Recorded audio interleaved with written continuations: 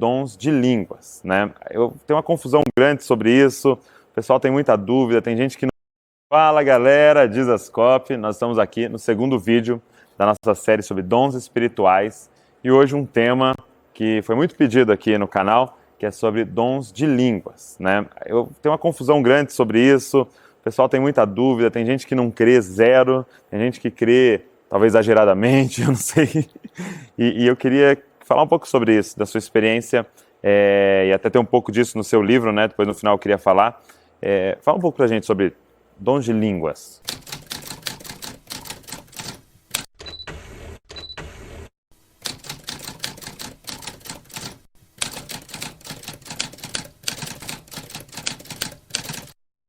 Algo que eu tenho percebido, Douglas, que a melhor forma da gente discutir o assunto, tratar do assunto, é reconhecer que tem aspectos diferentes do falar em línguas. É a mesma coisa quando você entra numa farmácia e dizer, é tudo medicamento? Mas tem tipos de medicamentos diferentes. Entendi. Né? Desde daquele que é o xarope, desde aquele que a ingestão é via oral, aquele que se coloca na veia, até o propósito de cada um. Então, se num sentido geral dá para chamar tudo de medicamento, a gente diz que tanto tem tipos diferentes no formato como na aplicação. Mesma coisa de esporte. Né? A gente pode pegar os esportes com bola e que se joga com a mão. Handball, voleibol, basquetebol, são todos esportes, todos se praticam a bola, todos se usam a mão, mas são regras diferentes, são esportes diferentes. E se a gente tentar misturar um com o outro, no final nós temos confusão. Estou dizendo isso porque, se a gente não separar os tipos distintos que a Bíblia apresenta ao falar em línguas, nós vamos ter contradições. Entendi. Uma delas, eu cresci numa igreja que primeiro dizia que o falar em línguas não era para hoje, tinha acabado. Depois comecei a conviver em um outro ambiente, onde dizia, olha, até pode ser que seja para hoje, mas não é para todo mundo. Quando eu fui batizado no Espírito Santo, tive a experiência de falar em línguas, eu queria tanto aprender o assunto que eu comecei a me aproximar mais dos pentecostais, dos carismáticos, dos que viviam com mais intensidade a experiência. Eu percebia que eles defendiam que o falar em línguas é para todo crente. Não só é para hoje, mas é para todo crente. E me davam bases bíblicas. Por exemplo, sim, Marcos 16, Jesus disse, esses sinais seguirão os que creem, falarão novas línguas. Eles perguntavam, quem são os que creem? E dizia, por todo mundo, pregar o evangelho a toda criatura. Quem crer e for batizado, será salvo. Os sinais seguirão os que creem. Quem crer é batizado, é todo salvo. É para todo mundo. Aí eu voltava lá para a turma de onde saí. Não, eles disseram que é para todo mundo por causa desse texto aqui. Aí a turma do outro lado lá me dava 1 Coríntios 12, 28. Né? Do 28 ao 30, ele fala que Deus levantou uns primeiramente apóstolos, depois profetas, né? Ele vai. No fim ele pergunta, falam todos em línguas? E a resposta implícita é não. Aí os caras diziam, então diga o que eles falam desse texto. Você fazia... Aí eu voltava lá e falava, eles disseram que é o seguinte, vocês deram um texto, mas tem esse outro aqui que não é para todo mundo, que a resposta implícita até pode ter esse texto, mas eles não falaram nada do nosso, não. Então manda outro. Em 1 Coríntios 14, 5, Paulo diz, eu quero que todos vós faleis em línguas. O argumento deles, ele não ia querer que todo mundo fale em línguas, se não é para todo mundo. Aí voltava e dizia, eles disseram que não responde o seu não, mas eles têm um segundo. Aí o cara abriu e falou, bom, na Bíblia dele eu quero, na minha aqui eu gostaria. Né? E o pior que eu li na minha era, eu quisera. Aí eu falei, bom, esse negócio já não é tão contundente. Né? Aí eu voltei e falou, não, ele disse que esse eu não vale, porque dependendo da tradução, não é eu quero, eu gostaria, eu quisera, mas e o primeiro? Não, o primeiro ele não responde, mas ele falou que você também não responde o dele, e eu ficava naquela, um não responde do outro, eu dizia, mas espera aí, a Bíblia não se contradiz. Na verdade, todas as versões antigas de 1 aos Coríntios 14, 5, todas as versões de Almeida diz, eu quero. Nós tivemos variações recentes, eu gostaria, eu quisera, como opinião de quem está ajustando o texto, né? Todas as traduções católicas dizem eu quero, eu desejo, né? Ali na verdade nós temos uma afirmação no tempo presente, mas eu dizia, independente dessa briga da conjugação, nós temos um versículo sugerindo uma coisa, outro sugerindo outra. Eu dizia, mas a Bíblia não se contradiz. Isso me deixou em crise durante muito tempo, eu orava dizendo, Deus, um tem que estar certo, outro tem que estar errado, né? Não pode, os dois não tem como estar certo. Mas um dia me ocorreu que os dois poderiam estar errados. Os dois errados. Né? Por quê? Porque a gente não leva em conta a distinção. Onde foi que eu comecei a perceber essa distinção? Eu estou lá lendo 1 Coríntios 14, a partir do versículo 1, Paulo diz, buscar com zelo os dons espirituais, mas principalmente que profetizeis. Ele diz, o que profetiza, e aí ele começa a fazer um contraste entre profecia e falar em línguas. Ele diz, o que fala em línguas não fala aos homens e sim a Deus. Ele diz, porque em espírito fala mistérios e ninguém entende.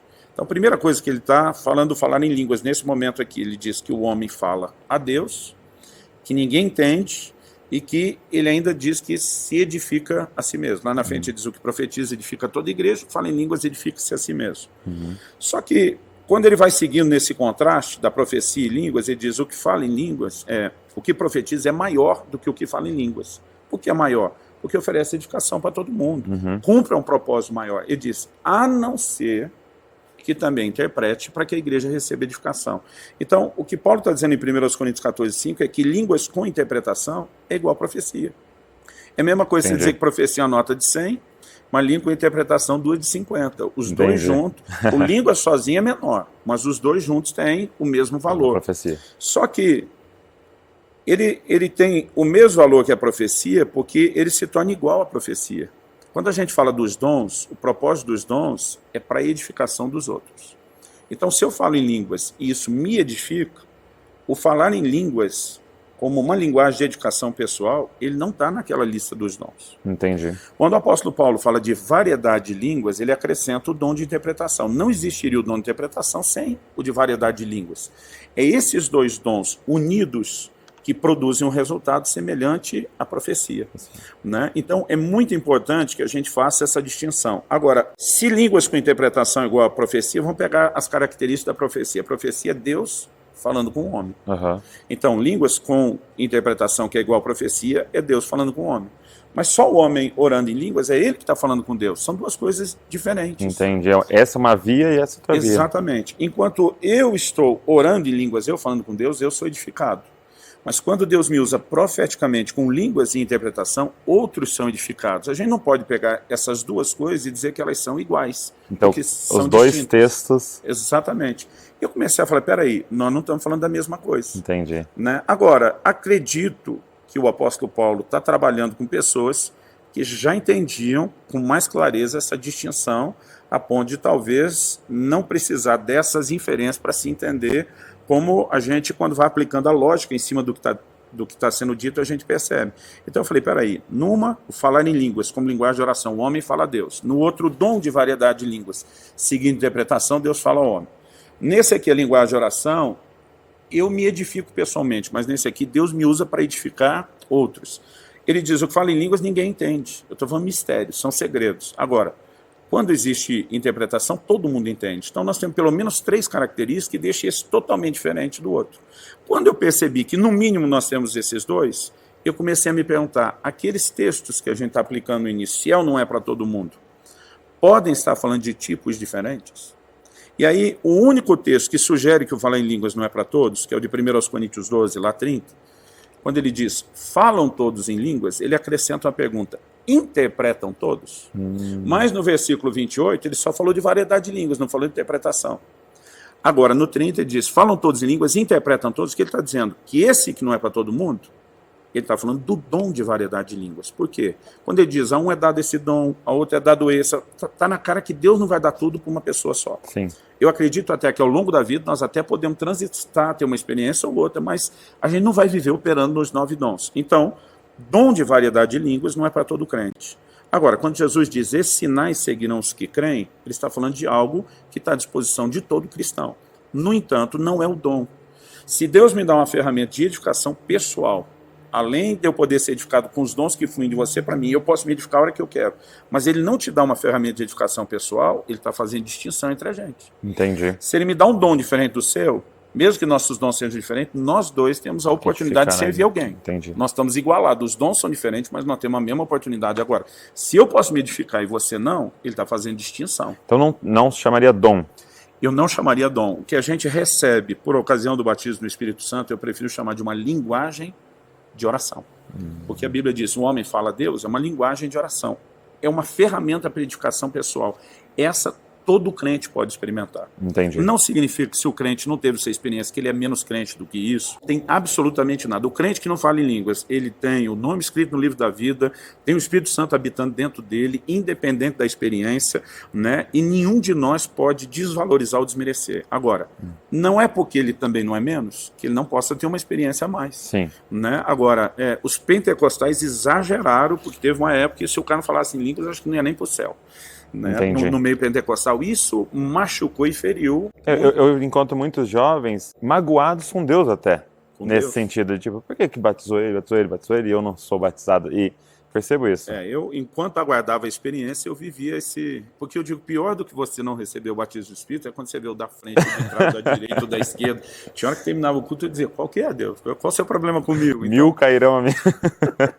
Mas o que a gente precisa distinguir, isso não faz alguém mais ou menos espiritual. Eu tenho conhecido crentes extremamente piedosos, parecidos com Jesus, que me inspiram e que não viveram essa experiência. De falar em línguas. Agora, alguns deles dizem, talvez eu não tenha vivido, porque eu fui vacinado contra, eu fui ensinado contra, né? E não estou dizendo que essa seja a razão de todos, mas isso não desmerece. Agora, também não é porque eu sou já um bom crente que eu preciso rejeitar uma coisa que Deus disse que queria para todo mundo. Né? Então, se por um lado a gente tem aqueles que erram, tentando fazer quem não tem experiência parecer menos, por outro, os que se acomodam, se eu não sou menos, eu não preciso, faz a gente tratar do assunto quase como se fosse insignificante, até eu não ter a mesma coisa. E se Deus planejou dar isso pra gente e queria que todo mundo tivesse, eu acho que no mínimo tem que ser algo para se buscar, nem que se passe a vida inteira buscando. Uau. Né? Então essa distinção acho que é importante. Agora, estudando a Bíblia, eu percebi pelo menos um terceiro tipo diferente do falar em línguas.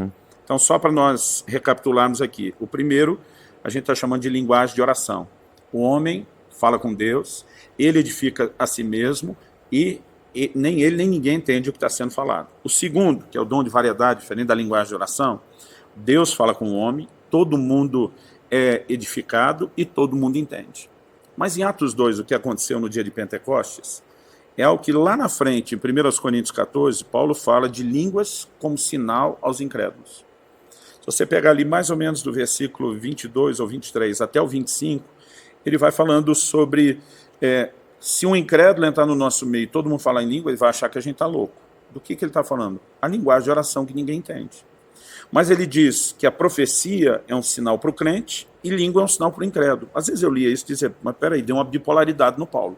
Ele acabou de dizer que não é para falar em línguas na frente do incrédulo que assusta ele. Agora vai dizer que a língua é um sinal? Quando a língua é um sinal? Quando nós temos uma experiência como aquela de Atos 2. Os ouviam na sua própria língua falar das grandezas de Deus. E o resultado são 3.000 convertidos. A gente não pode dizer que foi só o sermão de Pedro. O sermão de Pedro foi a explicação de um sinal que impactou todo mundo. Né? Agora, se a gente for analisar com essas 3 características que a gente analisou os outros 2 primeiro, vou repetir de novo, porque é muita informação. A linguagem de oração, o homem fala com Deus. O dom de variedade de línguas, Deus fala com o homem. Mas o que aconteceu lá em Atos 2, que eu vou chamar de sinal aos incrédulos, a Bíblia diz, os ouviam falar na sua própria língua das grandezas de Deus. Então um homem fala de Deus para outro homem. Então aqui não é nem o homem falando com Deus, nem Deus falando com o homem. É um homem falando com o outro a respeito de Deus. Uau. Então é um terceiro nível. No primeiro, ninguém entende. Eu não entendo, ninguém entende. No segundo, por causa da interpretação, todo mundo entende. No terceiro, que é o sinal aos incrédulos, só quem recebe a mensagem entende. Quem fala não está entendendo aquilo. No primeiro nível, a edificação é pessoal. No segundo nível, a edificação é coletiva, todo mundo. E esse é edificação também de terceiro, só para a pessoa. Eu tenho um pastor amigo, pastor Samuel, durante muitos anos esteve à frente da Igreja Nova Aliança em Londrina. Hoje ele é liderada pelo filho dele, pastor David Souza. Pastor Samuel era ainda muito novo, ele trabalhava como um técnico consertando aparelhos de rádio e TV, atendendo em domicílio nas casas. E todo lugar que ele ia, quando ele abria a maleta de ferramenta dele para o trabalho, a primeira coisa que ele fazia era tirar a Bíblia dele, deixar num lugar visível. Ele disse que nem tinha tempo de ler, mas ele fazia isso só para tentar puxar assunto. Se alguém perguntasse, ele tinha uma porta de entrada para evangelizar. Ele fez isso numa casa, tirou a Bíblia, nem mexeu nela, trabalhou, arrumou. Na hora de ir embora, que ele foi guardar a Bíblia, o dono da casa perguntou, o que esse livro significa para você? Era a chance que ele estava esperando. Eu creio em Jesus, que salva, cura, liberta, batiza o Espírito Santo, voltará novamente e tal. E enquanto ele está todo empolgado, o cara interrompeu ele e falou, desculpa, eu eu creio nesse livro, mas não nesse livro todo que você tem. Eu só creio no Velho Testamento, não no Novo. Aí ele disse que, falou, olha, eu não queria só discutir nada com o senhor, só queria compartilhar algo. E ele, para tentar ser diplomático e até não levar a discussão adiante, ele falou, mas se pelo menos o senhor crê em Deus, o Deus do Velho Testamento, o senhor me permitiria que antes de ir embora, eu orasse ao Deus do Velho Testamento?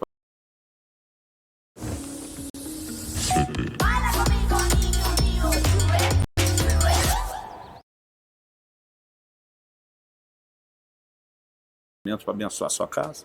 O cara sinalizou para ele, claro que sim, fica à vontade. Quando ele começou a orar, ele me disse, Luciano, eu conto isso no meu livro, essa experiência. Ele falou, não vou dizer que era irresistível, mas veio um impulso muito forte para que eu falasse em línguas. Ele falou, eu achei um absurdo, porque eu lembrava do texto, que dizia que se eu falar em línguas na frente do incrédulo vai parecer loucura. Escandalizar. Mas me vinha na cabeça o sinal aos incrédulos também. Ele falou, eu pensei, seja o que Deus quiser. Ele falou, eu comecei a orar em língua de um jeito que eu nunca orei. Ele disse que quando terminei de orar, o homem estava visivelmente emocionado, com os olhos marejados. E o cara olhou para mim e falou, onde é que você aprendeu o hebraico?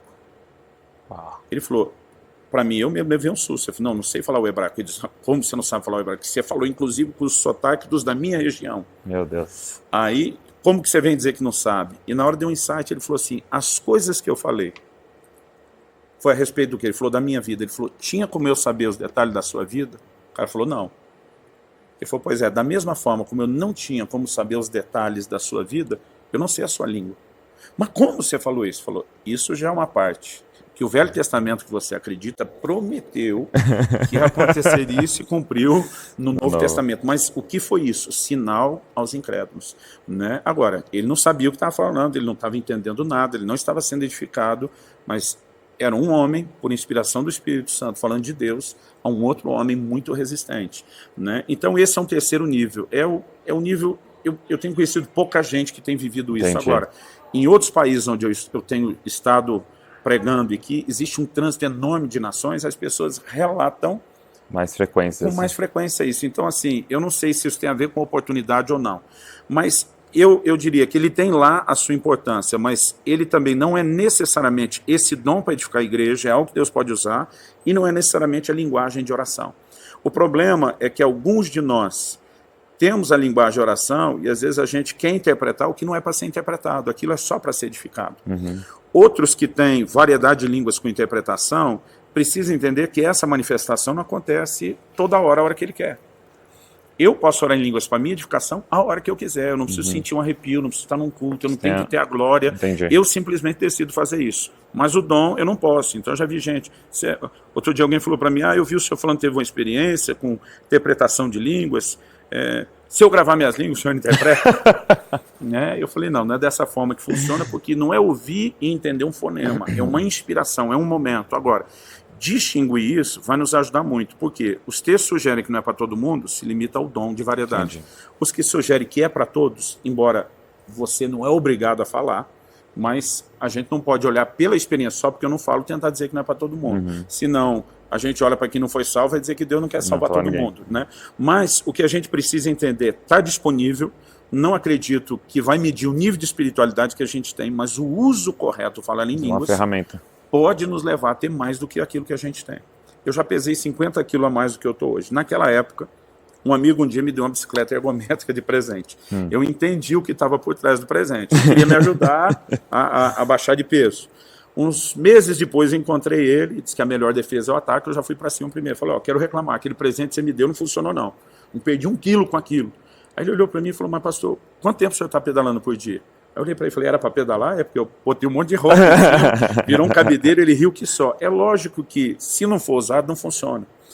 O falar em línguas, eu diria que é a mesma coisa. Tem crente que falou uma vez, falou outra. Isso não vai produzir o mesmo resultado. Paulo diz em 1 Coríntios 14:18, dou graça a Deus, porque eu falo mais em línguas do que todos vós. O que ele está dizendo? Não tem um de vocês que ganha de mim nessa prática. Né? Então ele está dizendo, eu agradeço a Deus porque eu uso e uso